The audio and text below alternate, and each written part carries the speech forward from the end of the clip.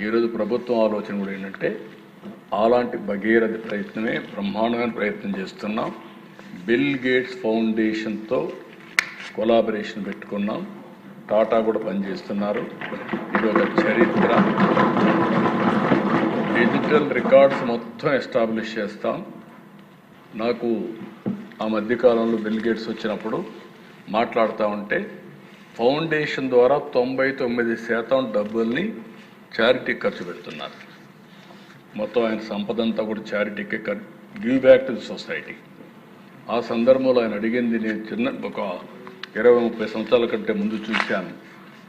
ఆ రోజు చూసినప్పుడు మీరు పవర్ పాయింట్ ప్రజెంటేషన్ నాకు ఇచ్చారు అప్పట్లోనే.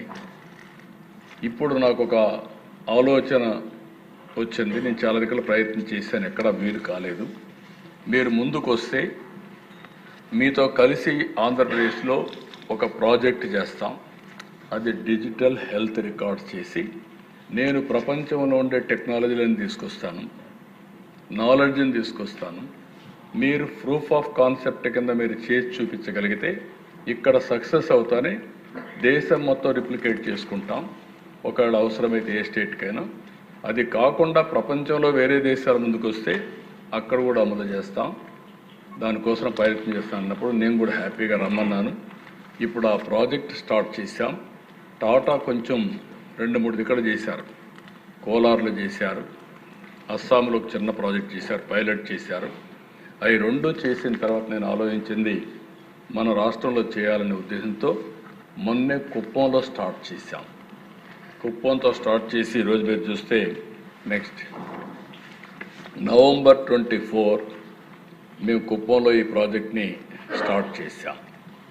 January 25 నేను అక్కడికి వెళ్ళి ఈ ప్రాజెక్ట్ని డిజిటల్ నర్వ్ సెంటర్ కింద ఇప్పుడు పేరు మార్చాం, దీన్ని స్టార్ట్ చేశాం. ఇది స్టార్ట్ చేసిన తర్వాత దిశ ఇక్కడ ఒక టార్గెట్ పెట్టుకున్నాం. ముందు 6 నెలల్లో కుప్పం పైలట్ అవుతుంది. అది గోయింగ్ ఆన్. రికార్డ్స్ అన్ని ఎస్టాబ్లిష్ అయిపోయినాయి, స్టార్ట్ చేశాం. చిత్తూరు రాబోయే 6 నెలల్లో పూర్తి చేస్తాం.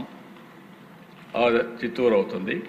అక్కడి నుంచి మొత్తం రాష్ట్రం అంతా రిప్లికేట్ చేస్తున్నాం. రాష్ట్రానికి మొత్తం మీరు చూసినప్పుడు దగ్గర 2 సంవత్సరాలు అంటే ఆ డేట్స్ కూడా నేను చూపిస్తాను. అది ప్రారంభిస్తున్నాం.